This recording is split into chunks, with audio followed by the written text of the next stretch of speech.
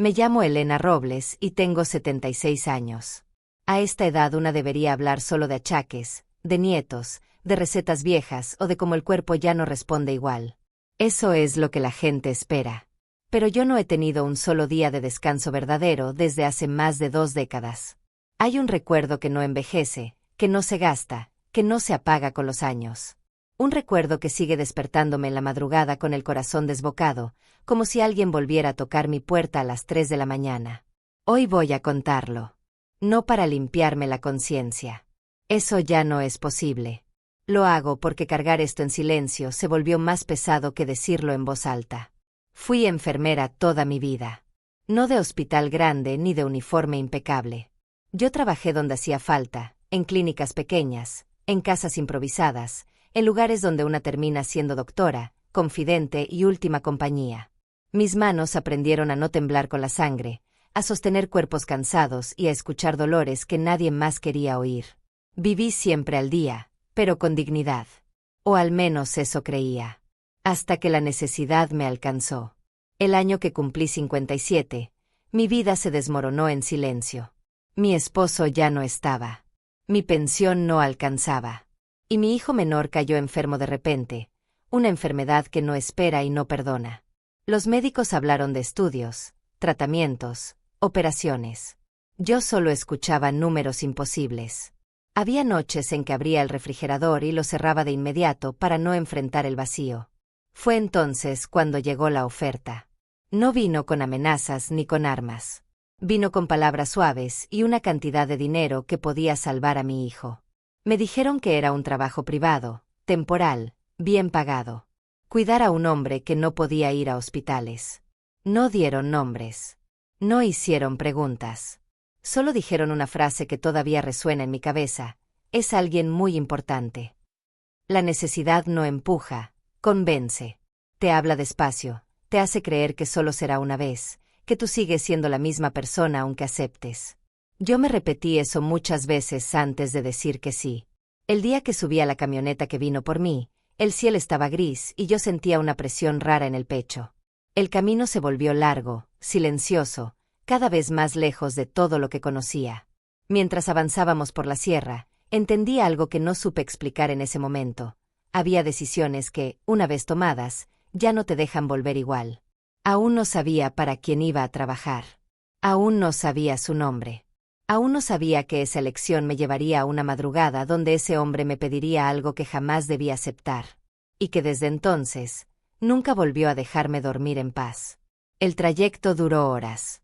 La carretera desapareció sin aviso y fue reemplazada por terracería, piedras sueltas y un silencio que se metía bajo la piel. El conductor apenas habló. No era grosero, pero su mutismo imponía más que cualquier advertencia. Yo miraba mis manos sobre el bolso donde llevaba lo básico, vendas, jeringas, un estetoscopio viejo y mi cuaderno de notas. Era un ritual. Mientras mis manos tuvieran trabajo, mi cabeza no pensaba demasiado. Cuando por fin llegamos, lo primero que vi fue una reja alta y hombres armados que no parecían sorprendidos de verme. Eso fue lo que más me inquietó. No preguntaron quién era, no pidieron documentos. Solo dijeron mi nombre de pila y abrieron el paso. En ese instante comprendí que yo no estaba entrando a un lugar, estaba cruzando un límite. La propiedad no era una casa. Era un complejo entero escondido entre el monte. Construcciones separadas, antenas, camionetas alineadas y hombres vigilando cada punto. Todo estaba limpio, ordenado, pero cargado de una tensión que se respiraba como humedad. Una mujer de rostro duro y voz seca me recibió. «Aquí no se pregunta», me dijo sin rodeos. Me asignó un cuarto pequeño y me explicó las reglas. No salir de noche, no usar el teléfono sin permiso, no hablar de más y, sobre todo, no preguntar por el patrón. Él la verá cuando decida, sentenció. Esa noche casi no dormí. Cada paso en el pasillo sonaba como una amenaza. Radios encendiéndose y apagándose. Puertas abriéndose con cuidado. En la madrugada, escuché un nombre en voz baja que me heló la sangre. No era un rumor. No era una suposición. Era real. A la mañana siguiente, me avisaron que el paciente me recibiría. Caminé por un pasillo largo sintiendo que cada paso pesaba más que el anterior. Al entrar al cuarto, lo vi. No necesitó presentarse. Su presencia llenaba el espacio con una calma peligrosa. Me observó como quien mide una herramienta antes de usarla. «¿Usted es la enfermera?», preguntó con una voz sorprendentemente tranquila. Asentí. «Acérquese». Mientras le examinaba, entendí algo con una claridad aterradora. Yo no estaba ahí solo para curar un cuerpo. Estaba ahí porque mis manos podían servir para algo mucho más grande y mucho más oscuro. Y aún no sabía que, desde ese momento, cada cosa que hiciera sería observada, evaluada y recordada. La herida que tenía no era mortal, pero sí peligrosa. Estaba mal cuidada, inflamada, caliente al tacto. Un cuerpo acostumbrado a mandar no sabe obedecer ni siquiera cuando está enfermo. Se lo expliqué con calma, como hacía con cualquier paciente, aunque por dentro el miedo me mordía el estómago. Necesitaba reposo, disciplina, silencio. Me escuchó sin interrumpir, con los ojos fijos en mí, como si más que mis palabras estuviera midiendo mi carácter. «¿Y usted puede dejarme bien?», preguntó al final. «Puedo ayudarlo, pero tiene que seguir indicaciones», respondí. Una sonrisa mínima apareció en su rostro. No era amable, era curiosa. «Aquí todos siguen mis indicaciones», dijo. «Pero haremos el intento». Me dejó trabajar. Mientras limpiaba la herida sentí su mirada clavada en cada movimiento. No era desconfianza médica, era algo más profundo. Quería saber hasta dónde llegaba mi pulso, cuánto resistía sin quebrarse. Cuando terminé, me hizo una pregunta que no esperaba. «¿Tiene familia, Elena?». La pregunta cayó como una piedra. Respondí lo justo. «Un hijo. Nada más». No di nombres. No di edades. En lugares así, cada dato es un arma. Los días siguientes se volvieron rutina tensa. 2 revisiones diarias, medicamentos, control de fiebre. Él se levantaba más de lo que debía, hablaba por teléfono, recibía gente. Yo insistía con cautela. Nunca levanté la voz. Nunca discutí. Aprendí rápido que ahí la supervivencia no estaba en confrontar, sino en medir cada palabra. Poco a poco dejé de ser novedad. Me volví parte del paisaje. Eso era bueno. En ese mundo, ser invisible es una forma de protección. Pero había miradas que no dejaban de seguirme. En especial la de un hombre mayor, serio, con la espalda ligeramente encorvada. Nunca me habló de más, pero siempre estaba cerca. Observando. Evaluando. Como si supiera que tarde o temprano yo estaría en medio de algo que aún no se revelaba. Una noche, mientras anotaba signos vitales, escuché golpes suaves en la puerta. No eran de guardia. Eran discretos. Demasiado. Cuando abrí, supe que algo había cambiado. Y que mi trabajo, a partir de ese momento, ya no sería solo curar heridas. El hombre de la espalda encorvada me pidió que lo siguiera sin explicaciones. Caminamos por pasillos que no conocía, más angostos, menos iluminados, como si la casa tuviera capas reservadas solo para ciertos secretos. Llegamos a un cuarto pequeño, frío, con una mesa metálica y un congelador industrial. Nada parecía improvisado. Todo estaba ahí por una razón. «Esta noche no va a ver al patrón», dijo. «Va a ver esto». Abrió el congelador y sacó 2 frascos sin etiqueta. Uno estaba vacío, el otro a la mitad.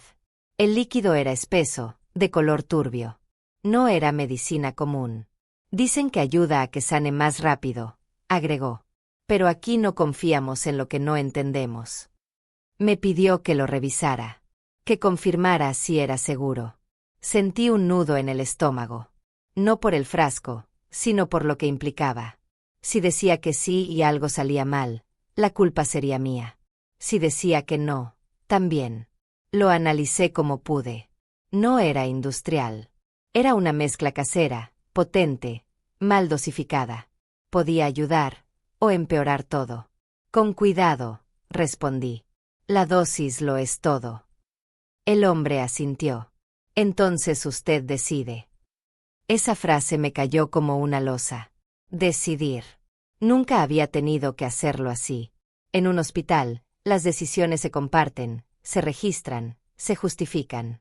Ahí no había respaldo, solo consecuencias. De regreso a mi cuarto sentí que el pasillo era más largo que nunca. Y justo antes de cerrar la puerta, escuché su voz desde la penumbra. «Me gusta saber quién toca lo que entra a mi cuerpo», dijo el patrón. No lo había visto llegar. Estaba ahí, observando. Sabía. Siempre sabía. Sonrió apenas. «Descanse, enfermera. Mañana la voy a necesitar despierta». Esa noche entendí que la medicina, en ese lugar, no era solo salud. Era poder. Era control. Era una cuerda floja donde un paso en falso podía costarme la vida, o algo peor. Al amanecer, la casa estaba distinta. Más silenciosa. Más tensa. El patrón estaba de mal humor. La herida no evolucionaba bien. La fiebre subía. Necesitaba reposo, pero él tenía reuniones, llamadas, órdenes que dar. «Quítame el dolor sin dejarme tonto», me dijo. «Necesito estar despierto». Era una petición imposible. Cualquier alivio real implicaba descanso. Pero ahí no se pedían cosas razonables. Se exigían milagros. Ajusté dosis, calculé riesgos, hice lo único que podía para no cruzar del todo la línea. Funcionó, a medias. Él quedó consciente, alerta, menos dolorido. «Así está bien», murmuró. «Usted sabe obedecer». Salí del cuarto con las manos temblando. En el pasillo, el hombre encorvado me miró fijo. «Aquí uno no se rompe de golpe», dijo. «Se quiebra poco a poco». Y supe que algo dentro de mí ya había empezado a hacerlo. A partir de ese día, las madrugadas dejaron de ser horas de descanso. Eran el momento en que la casa respiraba distinto, como un animal que despierta para cazar. Entre las 2 y las 4 de la mañana, el silencio se volvía más denso, más vigilante. Yo lo sentía en el cuerpo antes de escucharlo en los pasillos. Una de esas noches, golpes secos me sacaron de la cama. No eran urgentes, eran definitivos. Me llevaron a un cuarto que no conocía, sin ventanas, con una camilla improvisada y un foco blanco colgando del techo. Ahí había un joven ensangrentado, temblando, apenas consciente. No tenía más de 20 años. «Solo manténgalo vivo», me dijeron. «Mañana el patrón decide». No pidieron que lo sanara, solo que no muriera. Esa diferencia es enorme cuando una ha pasado la vida intentando aliviar el dolor. Mientras limpiaba la herida de su pierna, él me miró con terror puro. «No fue mi culpa», murmuró. No pregunté qué había hecho. En ese lugar, saber demasiado era otra forma de condena. Cuando terminé, me avisaron que el patrón preguntó por mí. No para reclamar, no para ordenar. Solo para saber dónde estaba. Esa simple curiosidad me dio más miedo que cualquier grito. Esa noche no dormí. Pensaba en mi hijo, en su cama de hospital, en cómo su vida dependía de que yo siguiera siendo útil. Entendí entonces el verdadero precio. No era el silencio. Era la obediencia prolongada. Días después, el patrón comenzó a hablarme más. No de negocios. De mí. De mi familia. De mi pasado. Cada pregunta era una cuerda invisible alrededor del cuello. Respondía poco. Lo justo. Pero él ya sabía más de lo que yo decía. Una madrugada me llevó a un cuarto apartado. Cerró la puerta con llave. Me pidió algo distinto. No fue una orden directa. Fue peor. Fue una expectativa. «Quiero lealtad», dijo. No lealtad de palabra. Lealtad de acciones. De decisiones. De esas que no se pueden deshacer después.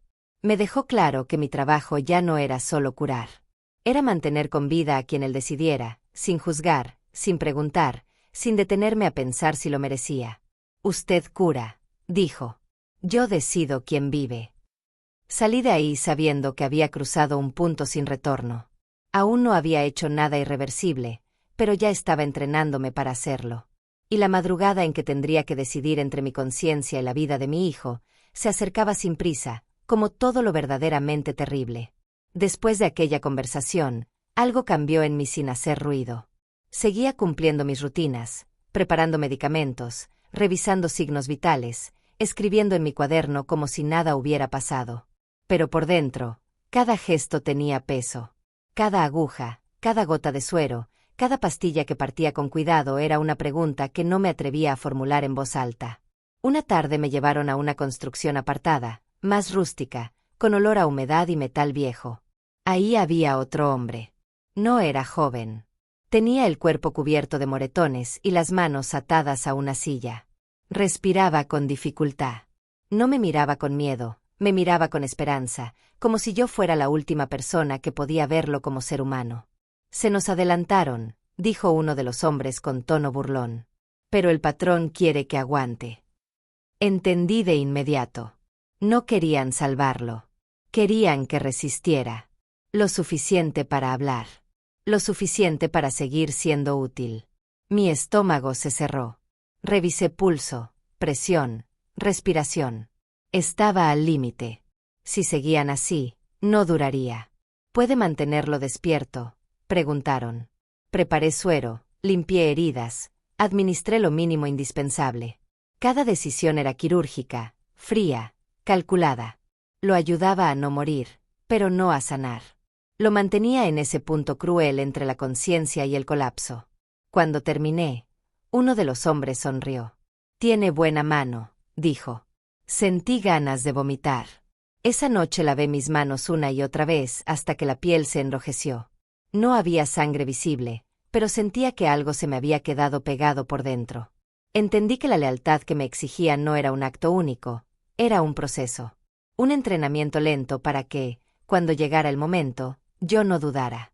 Y el momento llegó. Fue otra madrugada. Me despertaron sin tocar. Solo abrieron la puerta. Me llevaron a un cuarto más frío, más limpio.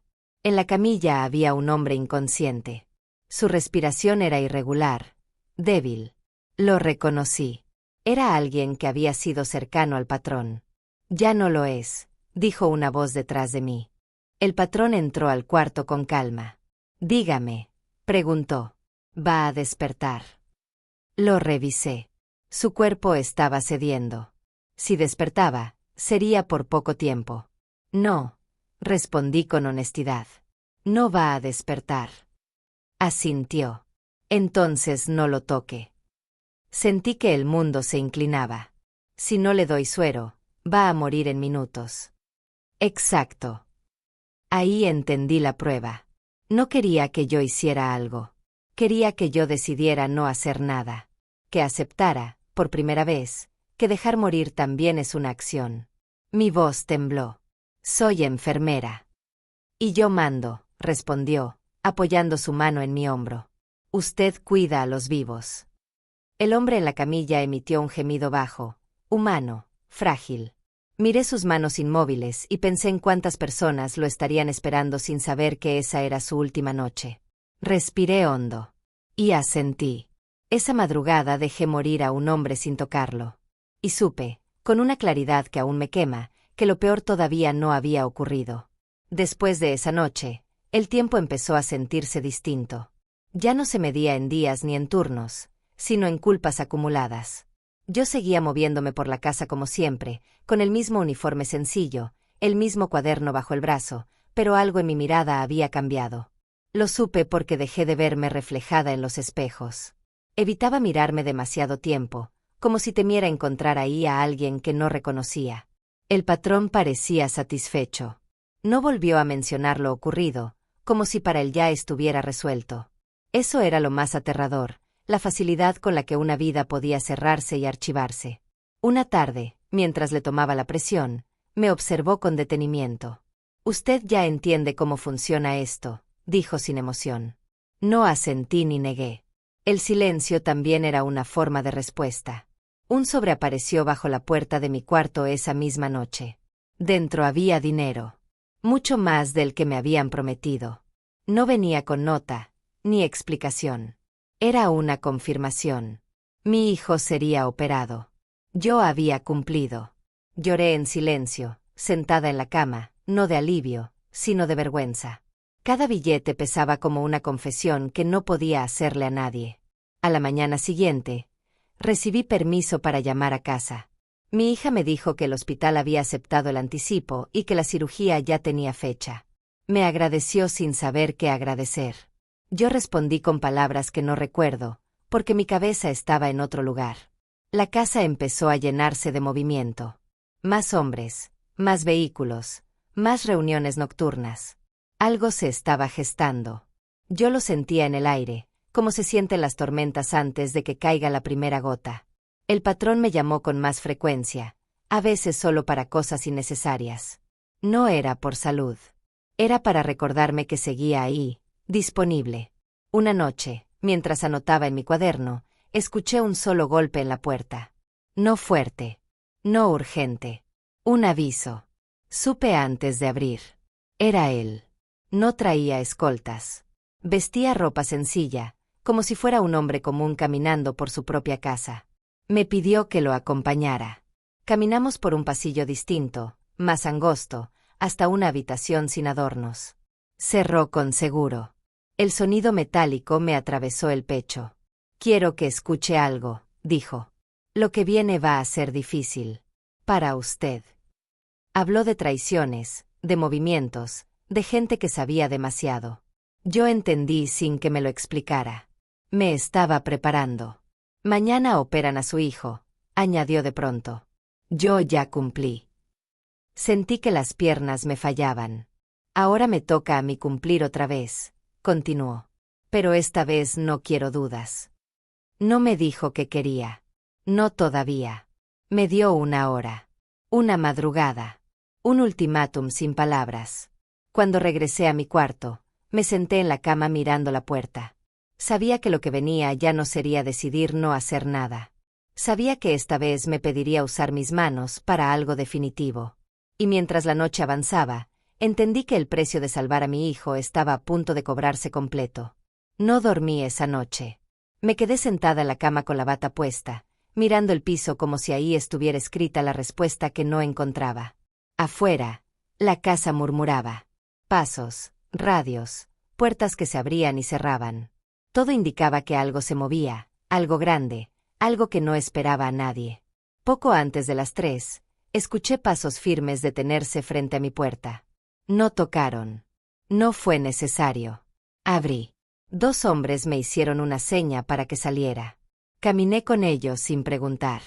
El miedo ya no gritaba, se había vuelto una presión constante en el pecho, como una mano que no se aparta. Me llevaron a un salón amplio, iluminado con luz blanca. En el centro, una camilla.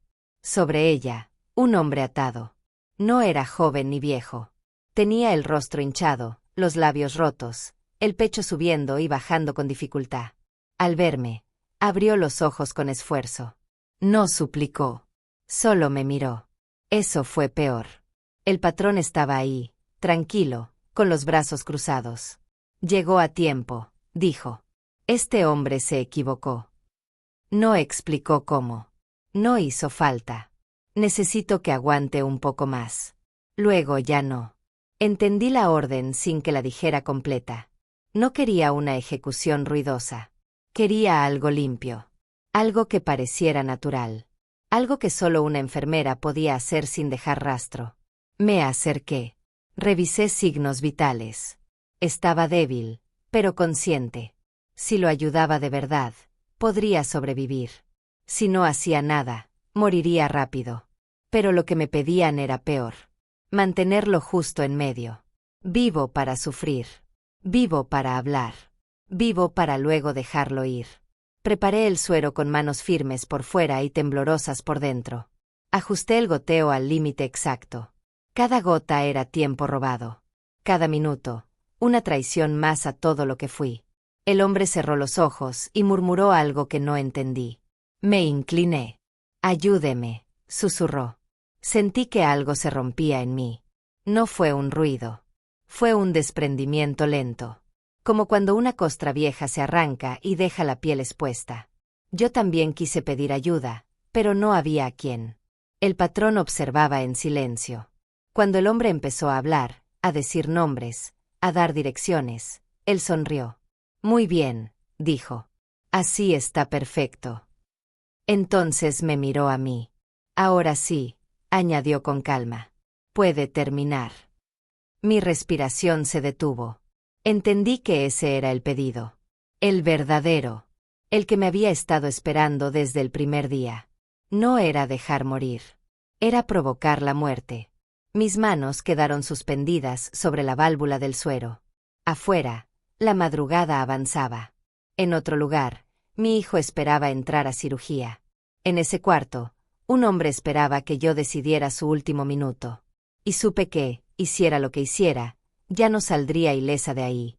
El aire en ese cuarto se volvió espeso, como si costara trabajo respirarlo. Sentía el latido en las sienes, lento y pesado. El patrón no me apuraba. No hacía falta. Sabía que el tiempo trabajaba para él. Sabía que cada segundo que yo dudaba era una grieta más en lo que quedaba de mí. Miré al hombre en la camilla. Sus ojos ya no suplicaban, estaban cansados.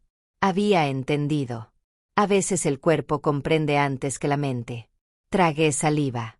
Respire despacio, le dije en voz baja, aunque sabía que no servía de nada.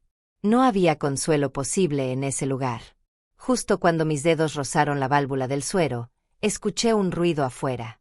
Pasos rápidos. Voces tensas. Un golpe seco contra una pared. El patrón giró la cabeza, molesto. Alguien abrió la puerta sin pedir permiso. Era uno de sus hombres. Señor, hay movimiento abajo. Algo no está bien. El silencio se rompió. El patrón apretó la mandíbula. Me señaló con el dedo. No toque nada, ordenó. Regreso. Salió con paso firme. La puerta quedó cerrada, pero sin seguro. Yo me quedé sola con el hombre que respiraba como si cada bocanada fuera la última. Ese fue el primer momento real de libertad que tuve desde que llegué a ese lugar. Segundos, tal vez un minuto. Pero eran míos. Sentí un impulso extraño, casi animal. No heroico. Humano. Abrí el maletín y busqué un sedante suave. No lo suficiente para dormirlo del todo, solo para aliviar el dolor. Ajusté el goteo apenas, un gesto mínimo, casi invisible. El hombre suspiró. Su cuerpo dejó de tensarse. Me miró y, por primera vez, vi algo parecido a gratitud. Gracias, murmuró. Esa palabra me atravesó como un cuchillo. No porque me agradeciera, sino porque no lo merecía. Escuché pasos de nuevo. Esta vez reconocí al hombre encorvado. Se asomó apenas. «Tiene segundos», susurró. «No termine lo que le pidieron. Déjelo así». «¿Y mi hijo?», pregunté sin voz. «Va a entrar al quirófano», respondió. «No cargue con más muerte». Se fue tan rápido como apareció. El patrón regresó poco después. Miró la camilla, el suero, mi cara. Sus ojos eran calculadores. Buscaban señales, errores, desobediencia. Yo bajé la mirada. «Está inestable», dije. «Puede durar, o no». Se quedó observando unos segundos eternos. Luego bufó. «Lo terminamos después. Hay cosas más urgentes». Salió sin decir más. Mis piernas casi no me sostuvieron. El hombre seguía vivo, apenas, suspendido en ese espacio cruel entre la vida y la muerte. Yo me apoyé en la mesa para no caer. Sabía que esa pequeña desobediencia no quedaría sin consecuencias. Sabía que el caos que había escuchado afuera no era casual. Y mientras intentaba recuperar el aliento, entendí algo con una claridad amarga. Mi historia con ese hombre, con esa casa y con ese mundo, no estaba por terminar. Estaba a punto de romperse de la única forma posible, con violencia, huida y decisiones que ya no admitirían medias tintas. El caos se desató de golpe, como si alguien hubiera quitado un seguro invisible. Desde el pasillo comenzaron a escucharse órdenes gritadas, radios saturados, pasos corriendo en todas direcciones. La casa, que siempre se movía con una precisión casi quirúrgica, ahora parecía un cuerpo herido reaccionando a un golpe inesperado. Un guardia irrumpió en el cuarto. «Prepárese», me dijo sin mirarme. «Nos movemos». No pregunté a dónde. Ya había aprendido que en ese lugar las preguntas solo servían para marcarte. Salí con mi bolso apretado contra el pecho. Pasamos por pasillos que ya no reconocía, llenos de hombres cargando cajas, documentos, armas. Vi humo saliendo de un patio interior. Estaban quemando papeles, borrando rastros. El patrón apareció hablando por teléfono, con el rostro tenso. Cuando me vio, hizo una seña corta. Conmigo. Me subieron a una camioneta blindada. El motor arrancó antes de que pudiera acomodarme bien. El convoy avanzó por la sierra levantando polvo y silencio. Yo miraba mis manos, todavía oliendo a desinfectante, y pensaba en el hombre que había dejado atrás, vivo por ahora, condenado de cualquier forma. El trayecto fue largo y violento. No por balas, sino por el ruido constante de radios anunciando movimientos, cercos, rutas cerradas. Algo grande había salido mal. Algo que ni siquiera él había previsto del todo. Después de un tiempo que no supe medir, la caravana se detuvo en un claro. Un helicóptero descendía entre la neblina con un rugido que sacudía el pecho. El viento levantó tierra, hojas, miedo. Me ayudaron a bajar. El patrón se acercó y me puso un sobre en la mano. «Esto es para usted», dijo. «Si no salimos de aquí, quiero que llegue a su hijo». Quise hablar, preguntar, agradecer. No pude. Los disparos comenzaron casi de inmediato. Primero lejanos, luego demasiado cerca. Gritos. Órdenes. El patrón me empujó detrás de una roca. «Si caigo, corra al helicóptero», me dijo sin mirarme. «No se detenga». Nunca pensé verlo así. Vulnerable. No débil, pero expuesto. El hombre que había controlado cada minuto de mi miedo ahora estaba rodeado de algo que no obedecía. Cuando los tiros se intensificaron, me hicieron correr. Cada paso me dolía en las rodillas, en el pecho, en la memoria. Sentí una bala pasar cerca. El aire quemó. Llegamos al helicóptero. Me empujaron adentro. Yo miré atrás buscando su silueta. Él no subió. Se quedó abajo, dando órdenes, cubriendo la retirada. Antes de que el piloto levantara vuelo, se acercó lo suficiente para que pudiera oírlo. «Su hijo vive porque usted se quedó», dijo. «Ahora viva usted también». El helicóptero se elevó. La sierra se hizo pequeña. Los disparos se volvieron ecos. Yo me quedé mirando el vacío, con el sobre apretado contra el pecho, entendiendo que había escapado, pero no ilesa. Y que nada de lo que vino después sería realmente un final. El vuelo fue corto, pero eterno. El helicóptero avanzaba cortando la neblina como si abriera una herida en el cielo. Yo no lloraba. No podía. Tenía el cuerpo rígido, los ojos fijos en el piso metálico, repitiendo un solo pensamiento como un rezo torcido: llegar, llegar, llegar. No sabía si él seguía con vida abajo, ni si el trato seguía en pie, ni si ese sobre que apretaba contra mi pecho aún valía algo. En ese mundo, las promesas podían romperse con un disparo. Cuando aterrizamos detrás del hospital, el ruido del rotor se apagó de golpe y el silencio me cayó encima. Un paramédico abrió la puerta y dijo mi nombre. Escuchar mi nombre en voz ajena, fuera de la sierra, me hizo sentir irreal, como si hubiera despertado en otra vida. «Su familia la espera», añadió. No pregunté nada más. Bajé como pude. Corrí por pasillos blancos que olían a desinfectante y normalidad. Mi hija estaba ahí, pálida, con los ojos rojos. Al verme, se quebró. «Pensé que no llegarías», dijo entre sollozos. Yo tampoco estaba segura de haber llegado. Pregunté por mi hijo con una voz que no parecía mía. «Está en preoperatorio», respondieron. Lo estaban esperando. Cuando lo vi en la camilla, con la bata azul y los monitores parpadeando, sentí que algo dentro de mí se soltaba por fin. Abrió los ojos al oírme. «Mamá», murmuró. Le tomé la mano. Estaba caliente. Viva. No dije nada más. No hacía falta. Antes de que se lo llevaran, abrí el sobre. Dentro había dinero suficiente para cubrir la operación y más. También una fotografía. Mi hijo saliendo del hospital semanas atrás, sin saber que alguien lo observaba. Detrás, una frase escrita con letra firme: «Uno protege lo que valora». Guardé todo sin que nadie lo viera. La cirugía duró horas.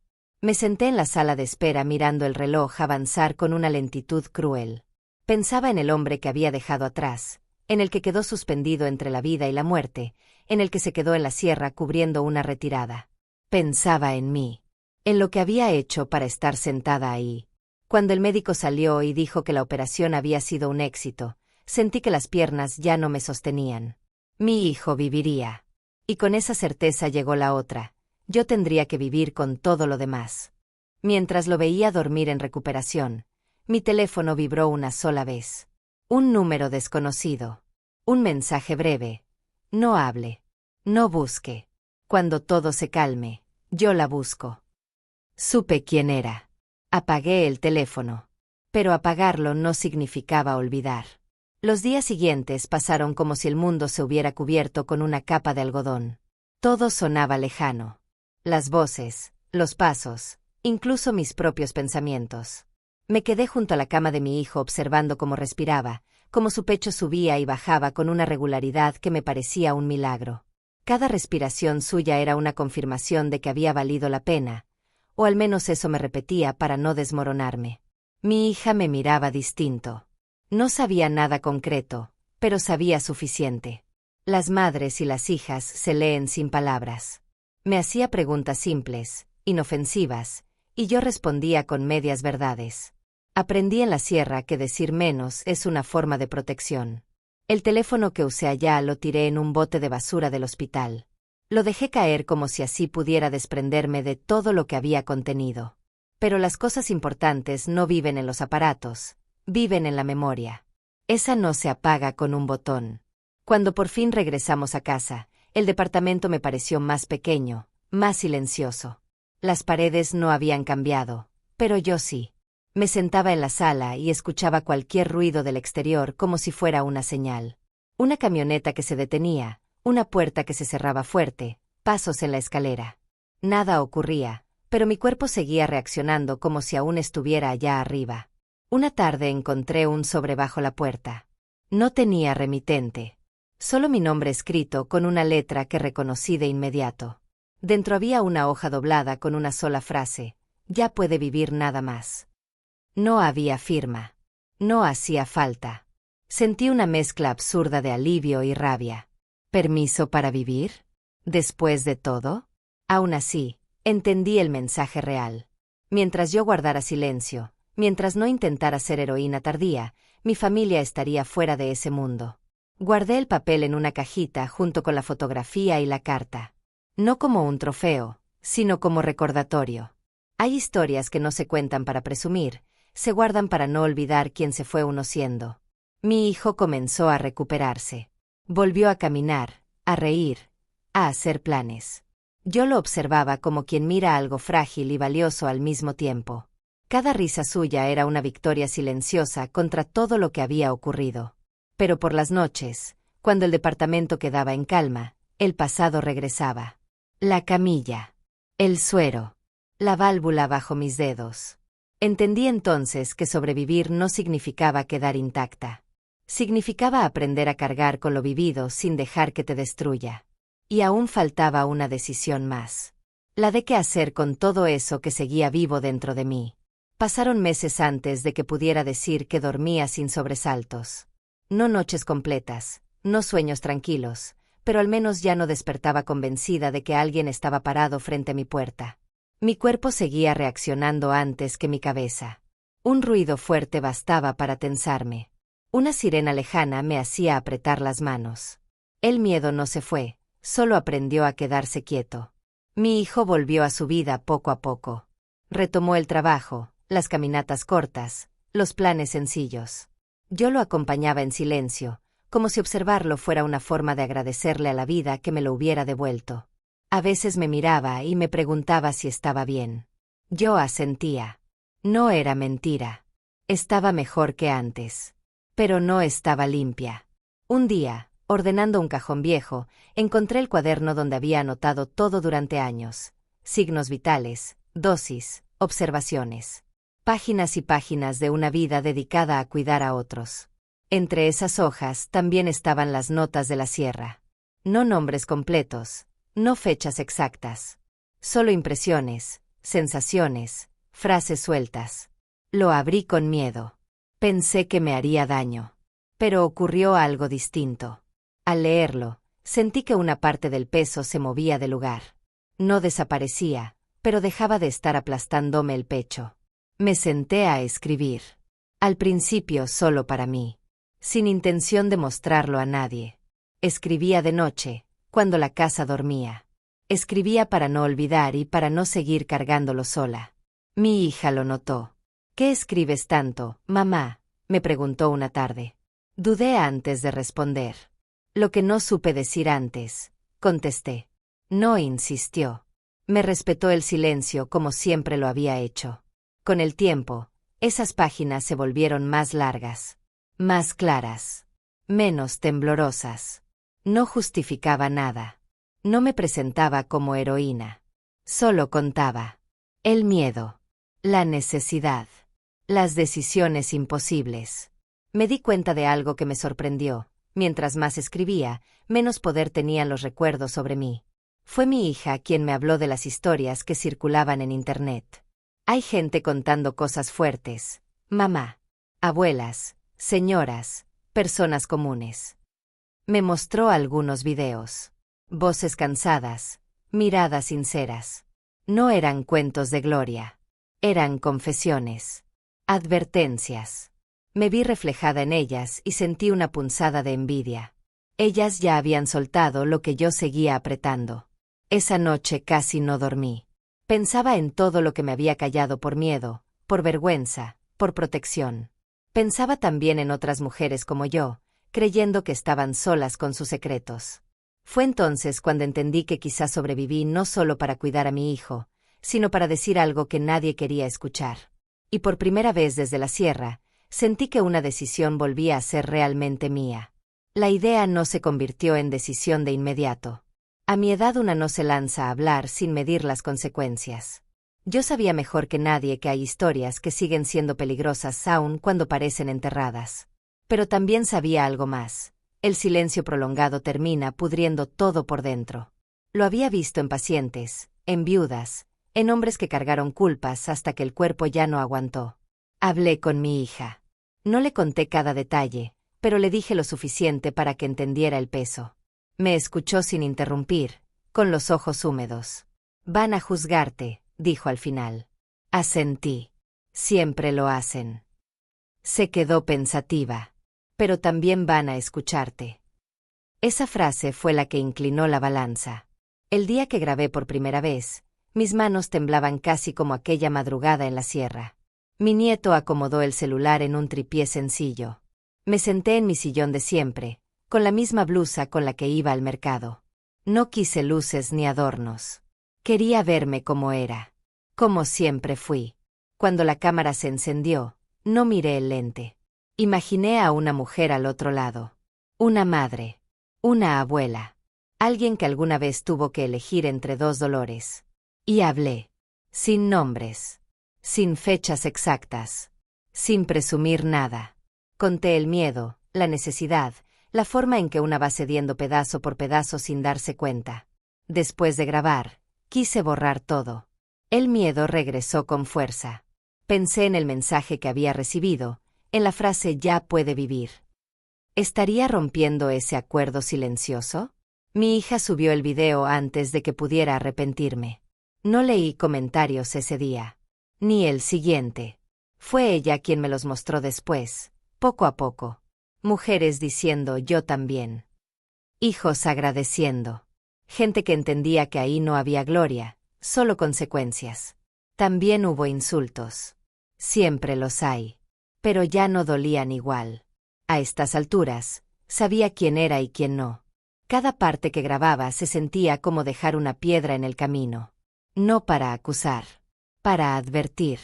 Para decirle a quien escucha que ese mundo no regala nada, que cobra con intereses y que casi siempre el pago se hace con el alma. A veces, al apagar la cámara, me quedaba en silencio largo rato. Pensaba en él. En si vería algún fragmento. En si se reconocería en mis palabras. Nunca supe.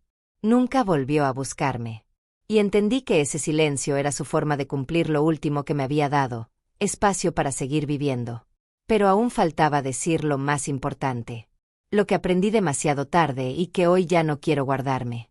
Hoy tengo 76 años y sigo despertando temprano, aunque ya no tenga guardias ni turnos que cumplir.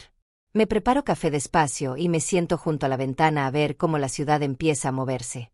Hay días tranquilos y días en que el pasado vuelve sin avisar, pero ya no me paraliza. Ahora sé ponerle nombre. Sé decir, esto fue miedo, esto fue culpa, esto fue supervivencia. No me considero valiente. La valentía implica elección libre y yo muchas veces elegí con una pistola invisible apuntándome a la espalda. Tampoco me considero inocente. Sería una mentira cómoda. Fui parte de algo que nunca debió tocarme y mis manos hicieron cosas que no puedo deshacer. Pero también soy madre. Y cualquiera que haya visto a un hijo debatirse entre la vida y la muerte sabe que hay decisiones que no se toman con la cabeza, se toman con el instinto más antiguo. He pensado mucho en él. En el hombre que me pidió cosas que jamás debí aceptar. No lo odio. El odio cansa, y a mi edad ya no quiero cargar más peso del necesario. Tampoco lo justifico. El poder desfigura a quienes lo ejercen y a quienes lo rodean. Eso lo aprendí tarde, pero lo aprendí bien. Si estás escuchando esta historia y sientes incomodidad, no es casualidad. Las historias verdaderas no buscan gustar, buscan sacudir. No hay héroes en lo que conté. No hay finales limpios. Hay personas comunes atrapadas en decisiones imposibles y un sistema que se alimenta del miedo y la necesidad. Si algo quiero dejar claro antes de terminar es esto: el dinero fácil nunca es fácil. El poder prestado siempre cobra. Y nadie entra a ese mundo sin perder algo que después no sabe cómo recuperar. Yo perdí el sueño durante años. Perdí la certeza de quién era. Perdí la tranquilidad de caminar sin mirar atrás.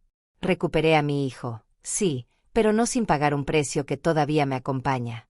Conté esta historia no para ser perdonada, sino para que alguien más no tenga que elegir como yo elegí. Para que entiendan que detrás de los nombres famosos, de los corridos y las leyendas, hay cuartos fríos, camillas manchadas, madres temblando y silencios que duran toda una vida. Si llegaste hasta aquí, gracias por escuchar. De verdad. No por mí, sino porque escuchar también es una forma de responsabilidad. Cuídate. Cuida a los tuyos. Y si alguna vez la necesidad te susurra que cruces una línea, recuerda esto: hay decisiones que te salvan el cuerpo, pero te condenan el alma. Yo sigo aquí. Sobreviví. Pero sobrevivir no siempre significa ganar. A veces solo significa aprender a vivir con lo que quedó.